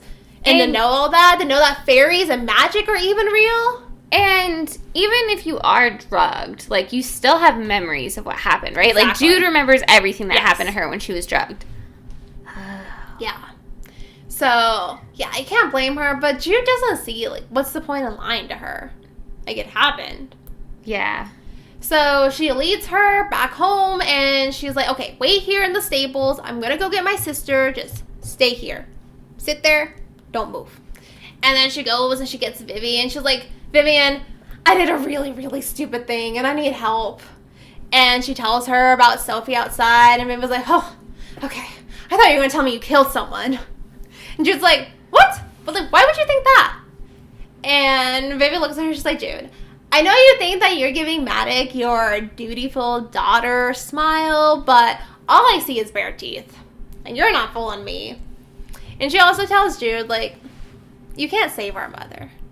What? No, that's not what this is about. I just want to save Sophie. I just want to save Sophie. She's getting all deep with it. Yeah, she's like... And Vivian's like, okay, whatever you say. She's like, dude, it's not that deep, okay? I just need help right now, okay? And then they go outside, and Vivian makes her weed ponies, her ragwort ponies, and Jude goes and gets Sophie, and she brings her over, and as soon as Sophie sees Vivi with her cat eyes and her, like, furred, pointed ears, she's like, oh, hell no, I'm not going over there. She starts freaking out. And understandable, like, yeah. Girl's been traumatized, and Vivian's like, hey, it's okay, we're just gonna do a little bit of magic, we're gonna take you home, and you never have to see magic again. And Sophie's like freaking out. So Jude's like, hey, how about this, we take a little walk, we'll go to the cliffside where you can see, like, the mortal lands, like, maybe, like, seeing, like, the destination, you know, like, hey, like, we're gonna go right there, like, maybe that'll help calm her down. Even though they don't have a lot of time, it's just like a short walk. So they start walking with the ponies following them behind, and Sophie's like picking up like little rocks and putting them in her pockets. Like, okay, she's a little unhinged, you know, picking up some like rock friends. She's like dusting them up, putting them in her pocket. But I don't know, I feel like my husband treats me the same way with my gemstones, so he's like, okay, you're a little unhinged. Well, if you're traumatized and like, I don't know, randomly picking up rocks seems very strange. Like, you're walking with these two strangers, supposedly getting saved, even though she's probably not convinced she's getting saved, and then she's just picking up random rocks. But you know, she's like, ooh, pretty. And then she puts them in her pocket. Yeah. It's a little weird, but it's like, okay. I mean, maybe they have really cool rocks there. Right. In She's just a little Elfhame. unhinged. Okay, but okay, you know, she seems a little calmer as she's picking up her rocks and everything. Yeah, you know, my crystal collection. And they get to the cliffside, and Sophie looks back at Jude, and, you know, it looks like she's going to be okay. Sure, she's going to need a shit ton of therapy, but girl looks like she's going to be okay. And so... Therapy? She's going to be in a mental institution if she tells anybody what happened to her. She's going to be strapped down. She's going to be one of those little straitjackets, like... Yeah, okay. Yeah. And she tells Jude, she's like, you know, I used to wish that magic was real, like the Easter Bunny, Santa Claus. Oh, I remember Tinkerbell. I used to wish it was all real, but now that I know that's real, I wish it wasn't. And Jude says, I know how you feel, because Jude remembers after her parents got murdered and she first came to Elfhame, how she wished that was just a dream. And so they get on the ponies, and Sophie gets on a pony with Vivian, and Jude gets on the second pony, and they kick off into the sky. Jude feels like the exhilarating rush of flying, the wind flowing through her hair, and she looks at Sophie, and she smiles at her, you know, trying to give her a reassuring smile. But Sophie's eyes are closed, and in a moment, Sophie tips over to the side, and she falls off the horse. And Vivi tries to grab for her, but it's too late. And she falls into the sea with her pockets weighed down with rocks to her death. What? That's crazy. Like, Vivian couldn't... Like, why wouldn't Vivian be watching her? Like, come on. It's her first flight. Like, Vivian's strong. What if you think about, like, if she was, like, behind her, you know, and you're, like, holding on to the horse... Victim saving number 1, bro. Put them in front of you. Okay, sorry. Like, what? That sucks. Yeah. So she's dead. Yeah, she's dead. Dang. First rescue didn't go so well. No, it went terrible. So, the next day, Jude wakes up. Her eyes are all puffy and red from crying, and she's, like, sitting down and having tea with Tatterfell, like, trying to get her head together the next morning. And then Narbonne comes into the room, and he tells Jude that Prince Dane has requested to see her, and Tatterfell is like, she's not fit to see anyone. Leave. I will send her down when she's ready. We love Tatterfell. Yeah. But they can't decline, like, a prince's request. And Narbonne says that Prince Dane has requested it. He said to bring you down no matter what. Even I have to drag you. Like, I'm sorry. He looks really apologetic, the poor guy. Don't kill the messenger. Who's Narbonne again? He is, do you remember when, he's one of Maddox's servants. Do you remember after the summer tournament when he had the tray of, like, wine and everything? That Jude took from? That's so he's a servant. Yeah, okay, he's a servant. Okay. And so Jude gets dressed and she goes down to Maddox's office where Prince Dane is waiting and he's looking away from her. Like, obviously he must know about Sophie. Like, of course he would. You know, he has his court of shadows and spies. Like, I'm sure they heard something, you know, about one of Baelkin's servants going missing. And so she tries to apologize. She's like, Prince Dane, I have made a mistake. I am so sorry. I will do whatever I can to make up for this. And Prince Dane whirls around. He's like, have I not done you a service? Have I not given you a great boon by taking you into my court? And yet you take everything that I've taught you and you try to destroy everything that I've built. And Jude goes silent. She's like, And Prince Dane goes on. He said, the boy could have died. Luckily, he survived. But with a longer knife, with a different strike, you could have killed him. And don't think I don't know that you weren't going for that worst strike. And just like, wait, you're talking about Valerian? He tried to kill me.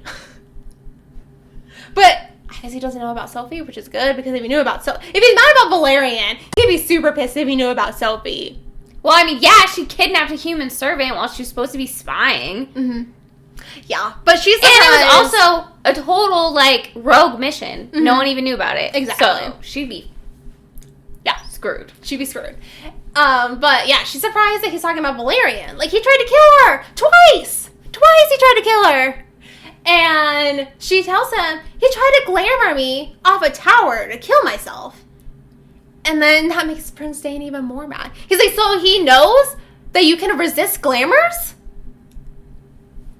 You are my creature, Jude Duarte. You will strike when I tell you to strike. See, this is what I was talking about.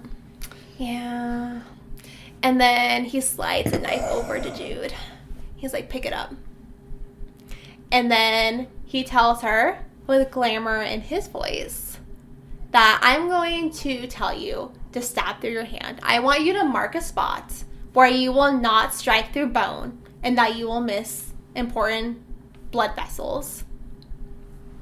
And then Jude stumbles back. The glamour releases her.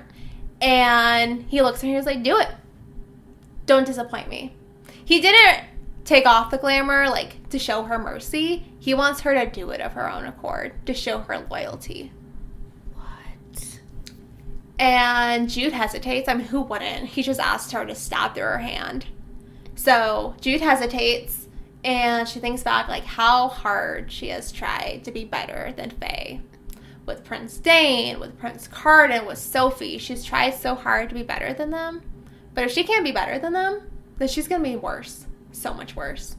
So she looks Dane in the eyes, and she plunges the knife through her hand. Blood gushes everywhere all over the desk. And at first, Dane looked shocked, like that she did the appalling thing, even though he asked her to do it. But he recovers quickly. Tells her to clean up the desk. So when nothing else, she, like, takes her coat and she's like, ugh. While her hand's, like, bleeding out. He's like, show me your hand. And then he wraps, like, a piece of cloth around her hand. She just stabbed through. Like, there you go. Like, boop. That's it. Her hand, like, bleeds through the cloth, like, so quickly. But then the door to the office barges open, and Oriana's standing there, holding, like, a tray. And so Jude shoves her hand into her pocket, which hurts at her house. even more. Forgot. Mm-hmm. Okay, sorry. So, yeah, she shoves her hand into her pocket, which, excruciating. There's a hole in her hand. But she tries to hide her hand away, and Orion's like, Prince Dane, when I heard that you were here to talk to Jude, I thought that had to be a mistake. I mean, with your coronation just a day away, surely you must be busy to waste your time on a silly girl like Jude. And then she sets the tray down. She's like, please, have some wine or tea. If Jude did something to offend you. And then Dane, like, cuts her off. He is like, as you have reminded me, I have duties to attend to. And he kind of looks kind of pissed that she interrupted. But he walks out, and Oriana lays a hand on Jude's shoulder, and she, like, leans into it, just trying to find some comfort. And she's like, thank you, Oriana. For once, you didn't scold her. And then after that, Jude heads back to her bedroom, where Tatterfell is getting her dresses ready. Their special dresses for the coronation should be arriving later that day, but with the coronation, there's basically going to be like a month long of partying where everybody's like dancing. So Tatterfell is like mending her shoes and dresses because they're going to be partying all month long. Sounds like fun. I mean, probably not for them, but for everybody else. For everyone else. And Jude, like, lays in bed, like, cradling her hand to her, and she falls asleep. Yeah. And then she wakes up to find Vivienne sitting on her bed watching her. She's like, hey, I came to check on you. Oh, yeah. And, the dead human. And Jude apologizes. She's like, I shouldn't have asked you to help me. I'm sorry. That was really dangerous for you. And Vivi tells her, don't apologize. I'm your older sister. It was my choice, and I wanted to help. Too bad we didn't help her. And Vivienne and Jude spent hours the night before, like, diving into the sea, screaming out Sophie's name and trying to find her in the freezing seawater. And they never found her body, dead or alive. Wow. Yeah. Man, you must put a hell of rocks in her pockets. For real. Like, how many rocks could you fit in there? Yeah, I don't know why. I was thinking of, like, teeny tiny little pebbles, and you said she was picking up rocks. Like, she was, like, picking up stones. Mm-hmm. Dang. Yeah. So they never found her body. And then they hear Taryn from downstairs. Our dresses have arrived. So they both go downstairs to see their dresses. And Jude is shocked. She did not get what she ordered. There is a beautiful ombre dress. It's like white at the top near the neckline, and then it fades into a dark blue, almost as dark as black. And then it's embroidered at the bottom with trees, and then there's like rhinestones for like stars. It's a beautiful, beautiful dress. And Taryn pouts, and she's like, that's not the dress you ordered. And then Oriana, like, tries, like, comforting Jude as if Jude's upset. And she's like, oh, it's still lovely, though. And it had your name on it. And then Matic ruffles Jude's hair, and he's like, we'll all look marvelous. And then he leaves to go do whatever preparation stuff that he has to do. And Jude's like, not Jude, Oriana. She's like, come, girls, come here. I need to have a word with you. And so they all, like, sit around her, you know. It wouldn't be a party without a lecture from Oriana. So she says, I would prefer to keep you all from the revels, but Matic insists that you attend. But while you have been attending revels here in our court and have been under the general's protection, there will be courts from all across the land. And so be careful not to offend them. Do not get into any bargains or promises with all of them. And maybe you might find yourself pleasing.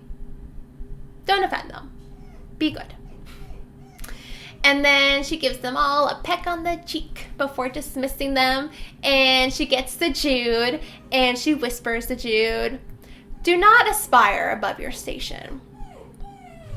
Which means she thinks Jude is Prince Dane's lover. That's what she's hinting at. And Jude's like, I'm not. And she's like, whoa. She's like, whoa. That's not that idea. It's not. You got it all wrong, Oriana.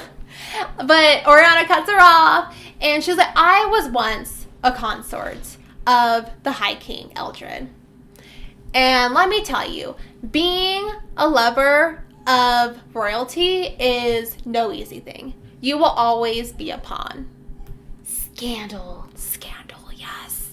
And she tells Jude that she once had a friend who, even though she, Oriana, never bore a child to Eldred, she had a friend that almost did. And when he found out, or when news got out that she was carrying a baby child, she was murdered. And rumor has it that it was by one of the princes who didn't want more competition for the heir, to be the heir for the throne. And while Jude may not believe it, even though Jude's like, oh, things are making sense. Right, she's putting all of her pieces together. Yeah, but Oriana says, you may not believe the rumor, but there are far worse rumors about the court. And if the court isn't drinking its own poison, it's drinking bile. You wouldn't be well suited for it. But that line, honestly, it just kind of like rubs Jude the wrong way, that she wouldn't be well suited for it, because it just makes her think about how Maddox told her she couldn't go for knighthood because she's no killer and that she's lacking something, not an experience. So just like, what? Who says I wouldn't be suited for it? And Oriana caresses her face and she's like, oh, Jude. But your father must have loved your mother very much. He's so besotted with you girls. If it was me, I would have thrown you out ages ago. Dang! And he murdered her, by the way, so I don't know how much he really was affectionate towards her, but... And, yeah, so... I know, I was like, whoa. Who says that? Especially as, like, you're, like, giving him, like, a little, like, lovingly, motherly talk, and then you just throw that out there. Like, I would have thrown your ass out a long time ago if it was me. And she tells Jude, if you do continue to be Prince Dane's lover and go against what I'm saying, if you do become pregnant with his child, you tell me before you tell anyone. Promise me. You will tell no one before you tell me. And just like, okay, I promise, okay. And then with that, Oriana finally dismisses Jude, and Jude goes out into the hallway where she finds Taryn waiting for her, and Taryn's like, hey, what was that all about? Like, what were you guys talking about? And Jude's like, did you know that Oriana used to be a consort of High King Eldred? What? How'd she just tell her business like that? I know I was the one who said no keeping secrets, but Taryn has been awful this entire time. Taryn does not deserve the secrets. Does not deserve them. She should have told Vivian. I know. She just tried to hide a body with her. Come on. And Taryn's like, what? She said that? Wow. That's crazy. But did you know that Balekin was here? Like, he was talking with Maddox for, like, hours earlier today. And Jude's like freaking out, like, oh my gosh, like, Balekin's here? Was he there about one of his missing servants? But Maddox seemed like, you know, when he like ruffled Jude's hair, was like, we're gonna look great tonight. You know, he seemed like in a jolly mood. So they must have talked about something else. Hopefully. Suspicious. So Jude goes up to her room. And she already missed out on like 2 nights at the Court of Shadow training because she had Locke's party and then, you know, last night with Sophie. So she needs to be there for her next Court of Shadow training. So she goes up to her room and she waits in bed for the ghost to arrive. And she hears some rustling at her balcony door. And so she gets up and she's about to make fun of the ghost for making a noise. But it's not the ghost there. Instead, it's Valerian, who has just entered her room with a carving knife and a wicked grin on his face. What? Yeah. Oh my, ew. Yeah. And Jude has a knife in her pocket because she was waiting for her training with the ghost. But Prince Dane literally just punished her for stabbing him. For stabbing Valerian, like, she can't get in more trouble, especially because Prince Dane told her, you know, that she can't do anything further. She strikes only when he tells her to strike, and he had told her, like, be powerful by being powerless, by seeming powerless. I think it's wild, though, that he would admit that she did it. True. Because, like, he thinks he's the most superior thing ever, and humans are squalor. Like, the fact and maybe that he also told because he was hoping she would get in trouble for it. She would get beheaded. Yeah, maybe. Maybe. Probably. And so he walks into her room, and Jude doesn't take out her dagger yet, because, again, she doesn't want to incur the wrath of Prince Dane even more. Her hand still hurts, has a hole in it. Oh, yeah. Yeah. Her hand is still really sore. And so she tells him, what are you doing here? Get out of my home. And Valerian's like, what do you mean? This isn't your home. You have nothing. Nothing is your home. And she tells him, like, did Carden put you up for this? Because if so, I'm sorry, you need to get better friends, because he's just going to get you killed at this point if he put you up to this. You know what he said to me when I told him that you stabbed me? He said I deserved worse. And Jude's thinking she must have misheard him, or Valerian misheard him, because that does not sound like Carden. And she tells Valerian, leave. There are armed guards out in the hall. I'll scream, and then you'll get in trouble. And he won't leave. Instead, he lunges at her into her bed and with a knife, and she rolls out of the way, just barely missing him. And she grabs out her dagger, and then she goes to scream out for help. But then Valerian charges at her again, and he knocks her down to the ground. And she's able to, fortunately, like, kick his hand with the knife, so it sends the knife sprawling away. But he has his hands on her throat again. He's trying to murder her for a third time now.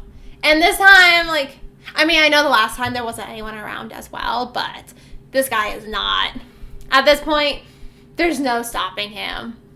So, with no other choice, Jude takes out her dagger again, and she positions the knife again as her vision starting to go dark from her loss of air supply. I guess, that's Valerian's thing, is choking.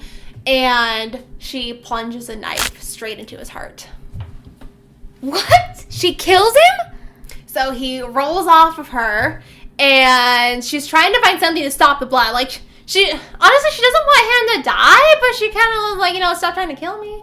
So, yeah, he rolls off of her, and she's trying to find something to stop the blood, and then he grabs the knife, and she's like, no, don't! And he takes it out, which is causing him more blood. Right? Yeah, stupid. And I guess they don't have cop shows. Yeah, they don't. I doubt it. They don't have chicken nuggets, so I don't think they have cop shows. I'm like, because cop show, it's number one thing. Don't pull it out, right? And he's like bleeding out, and Jude's trying to get something to stop the blood, and he looks at her and he's like, I curse you. 3 times I curse you. As you've murdered me, blood will always stain your hands. Murder will always be your constant companion. And then he coughs. And then he takes his last exhale as he dies by Jude's hands. What? Jude's a murderer. Well, I guess Maddox was wrong. And that is the end of part 2. Tune in next week for the next part of The Cruel Prince. And I hope you have a great day. Bye. Bye.